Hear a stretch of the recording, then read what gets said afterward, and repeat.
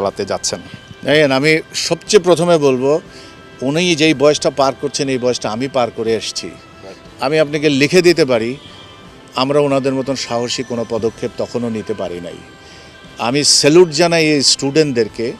তাদেরকে আপনারা যে যেই রকমভাবেই দেখেন, গুলির সামনে বুক পেতে দেওয়া, এটা প্রচুর সাহসের ব্যাপার। আমরা মুক্তিযুদ্ধ যারা করেছি তারাও কিন্তু অস্ত্র নিয়ে করেছি, ওনাদের হাতে কোনো অস্ত্র ছিল না। তারা যেইভাবে দেশের জন্য লড়েছেন এবং যেইভাবে সাফল্যটা নিয়ে এসছেন, আমি মনে করি কোনো বাধাই তাদের জন্য বাধা না।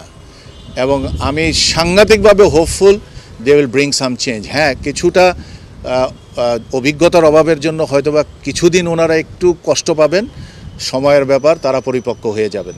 এবং এই পরিপক্ক হওয়ার জন্য যদি যারা ক্রীড়াঙ্গনে যারা অনেক দিন থেকে বিচরণ করছেন নিরপেক্ষভাবে, তাদেরকে যদি উনি মনে করেন যে ওনার সহযোগিতার জন্য